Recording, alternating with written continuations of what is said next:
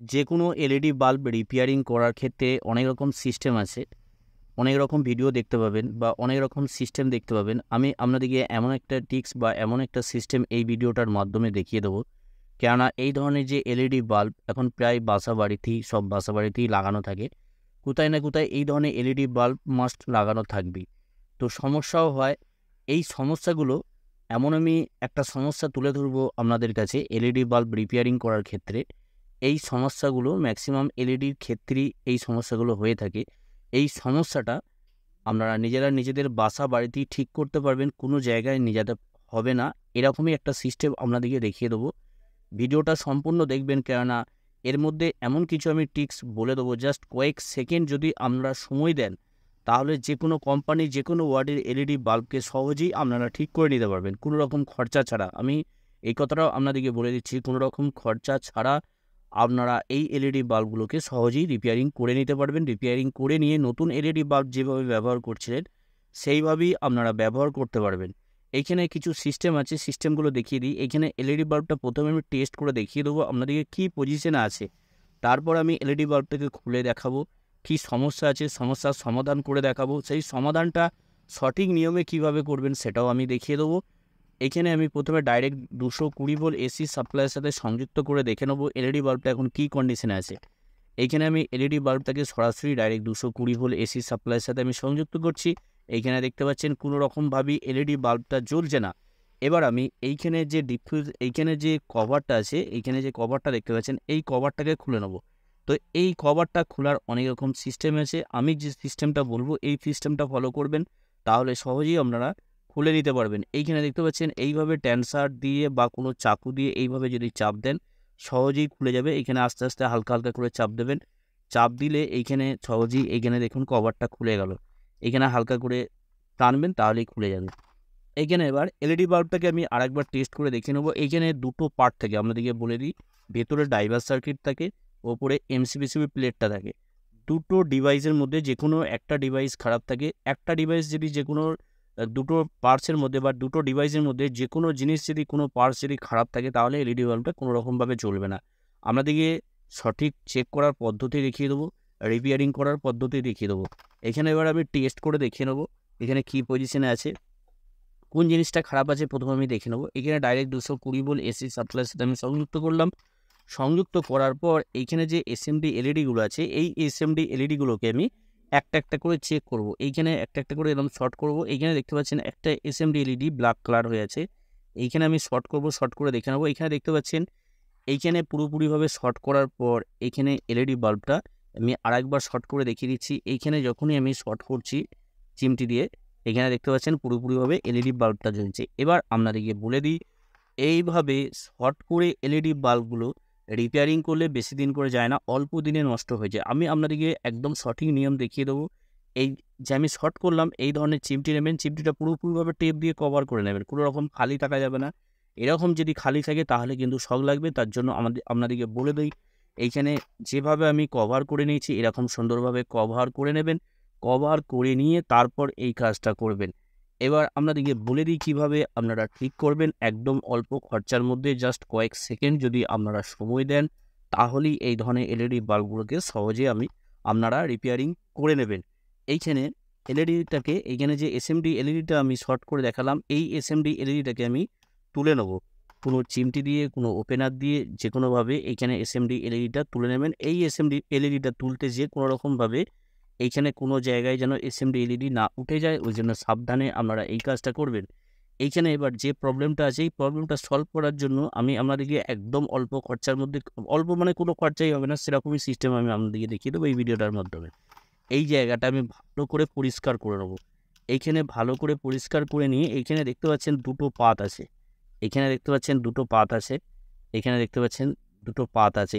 এই দুটো পাতকে আমি এইখানে সুন্দরভাবে পরিষ্কার করে নেবো। পরিষ্কার করে নেওয়ার পর আমি আপনাদেরকে দেখিয়ে দিচ্ছি কীভাবে আপনারা এই এলইডি বাল্বটাকে সুন্দরভাবে রিপেয়ারিং করবেন। এইখানে আমি পেস্ট দিয়ে নেবো।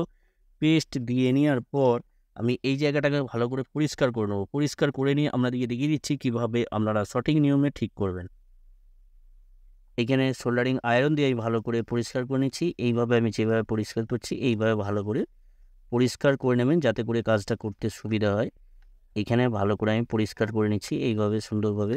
আর সোল্ডারিং আয়রন যদি না থাকে তাহলে কি কাজটা করতে পারবেন সেটাও আমি বলে দেবো ভিডিওর লাস্টে। সোল্ডারিং আয়রন যদি নাও থাকে তাহলেও এই কাজটা করতে পারবেন, আপনাদের করতে কোনো রকম অসুবিধা হবে না। একরকম বাসাবাড়িতে কীভাবে কাজটা করবেন সেই পলিসি আমি এই ভিডিওটার মাধ্যমে আপনাদেরকে বলে দেবো। কোনো জায়গায় নিয়ে যাওয়ার দরকার পড়বে না, নিজেরাই এই কাজটা করতে পারবেন। অবশ্যই ভিডিওটা লাস্ট পর্যন্ত দেখবেন, না হলে কিন্তু কোনো কিছু বুঝতে পারবে না। এইখানে আমি ভালো করে পরিষ্কার করে নেবো। তো সোল্ডারিং আয়রনটা আমার অতিরিক্ত গরম হচ্ছে না, কারণ এখানে একটু ভোল্টেজের প্রবলেম আছে, ভোল্টেজটা লো আছে, সেই কারণেই সমস্যাটা হচ্ছে। কেননা এই ওয়েদার, এখন ওয়েদার খারাপ আছে, এই ওয়েদারের জন্য এই সমস্যাটা। তো আমি প্রত্যেক দিনই ভিডিও আপলোড করি, তার জন্য আমাকে এই পজিশনেও ভিডিও আপলোড করতে হচ্ছে। এইখানে আমি পরিষ্কার করে নিয়েছি। এইখানে দেখতে পাচ্ছেন, এখানে রাংগুলোকে আমি তুলে নিচ্ছি, রাংগুলোকে পরিষ্কার করে তুলে নিচ্ছি। এই জায়গাটা তার মানে কোনো পিনের সাথে কোনো পিনের যেন টাচ না থাকে, তাহলেই এই কাজটা আপনারা করতে পারবেন। এইখানে দেখতে পাচ্ছেন, এখানে পরিষ্কার করে নিয়েছি। এই জায়গাটা দেখতে পাচ্ছেন, এখানে আমি পরিষ্কার করে নিয়েছি। পরিষ্কার করে নেওয়ার পর এবার কি করবেন আমি আপনাদেরকে বলে দিই। এই জায়গাটা পরিষ্কার করা হয়ে গেছে, দেখতে পাচ্ছেন। এবার কি করবেন, এই ধরনের সেভিং যে ব্লেডগুলো থাকে এই ব্লেডগুলো দিয়ে এই কাজটা আমি করব। এই ব্লেডগুলো দিয়ে কিভাবে আপনারা ঠিক করবেন আমি আপনাদেরকে এবার দেখিয়ে দিই। এখানে ব্লেডটা, এখানে যে জায়গাটা, যে এসএমডি এলইডির জায়গাটা যেখানটা আমি পরিষ্কার করলাম, সেই জায়গাটায় আমি সাইজ মতন এই ব্লেডটাকে আমি কেটে নেব। কেটে নিয়ে আমি কাঁচি দিয়ে কেটে নিচ্ছি এইভাবে। তবে খুব সাবধানের সাথে কাটবেন যাতে কোনো রকম হাতে না লাগে। হাতে লাগলে অনেক রকম সমস্যা হতে পারে, হাত কেটে যেতে পারে, তার জন্য আপনারা এই কাজটা খুব সাবধানের সাথে করবেন। সাইজ মতন আমি কেটে নেব। কেটে নিয়ে আমি এই জায়গাটায় ব্লেডটাকে এইভাবে আমি দেখিয়ে দিচ্ছি আমাদেরকে, এইভাবে এই জায়গাটায় বসিয়ে নেবেন। তো আমি আপনাদেরকে দেখিয়ে দিচ্ছি বসানোর পর এলইডি বাল্বটা জ্বলছে কি জ্বলছে না আমি দেখিয়ে দিচ্ছি। তারপর কীভাবে ফিক্সড করবেন যাতে করে কোনো রকম লুজ কন্ট্যাক্ট না হয় সেটাও আমি দেখিয়ে দেবো এই ভিডিওটার মাধ্যমে। এইখানে আমি দেখতে পাচ্ছেন, এইখানে ব্লেডটা আমি যখনই রেখে দিলাম তখনই কিন্তু জ্বলছে। এবার এখানে একটা কাজ আছে, আপনাদেরকে বলে দিই। এই ব্লেডটা শুধু এইভাবে রেখে দিলে হবে না, এর মধ্যে কিছু কাজ করতে হবে। কেননা আপনাদেরকে এটা আমি দেখিয়ে দিই।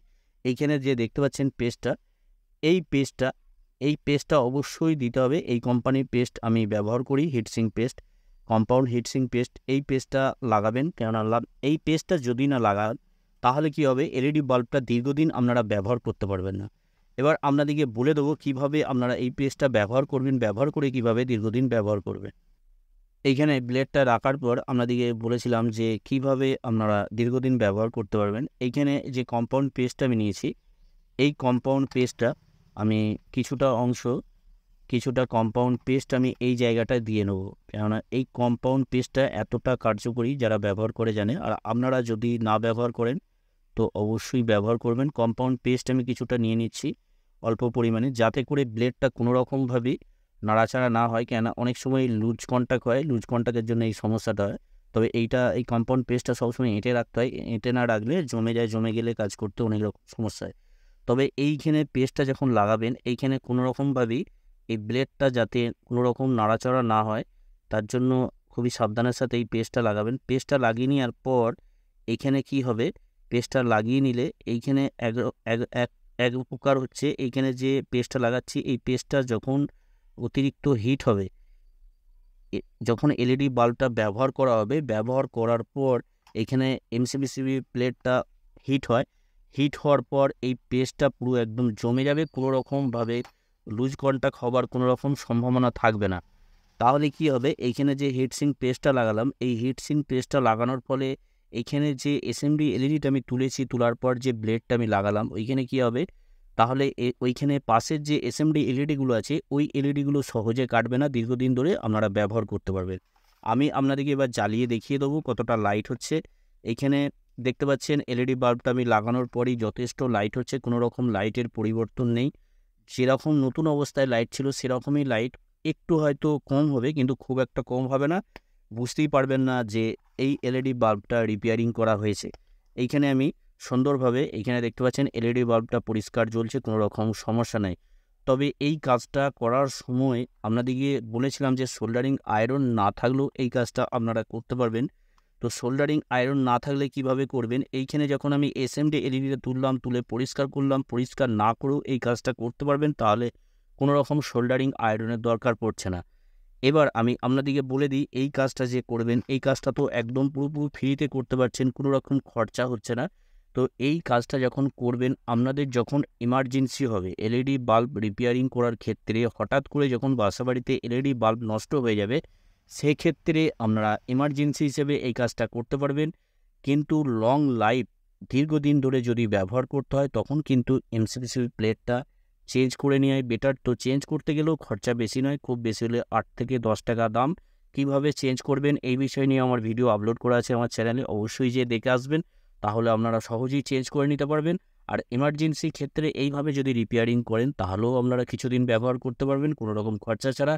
ভিডিওটা যদি ভালো লাগে অবশ্যই একটা লাইক করে দেবেন, লাইক করতে ভুলবেন না। আর এই ধরনের ভিডিও পাওয়ার জন্য অবশ্যই চ্যানেলটাকে সাবস্ক্রাইব করে অল নোটিফিকেশন অন করে রাখবেন। আপনারা সকলেই ভালো থাকবেন, সুস্থ থাকবেন, নিজের খেয়াল রাখবেন। ওকে, থ্যাংক ইউ, ধন্যবাদ।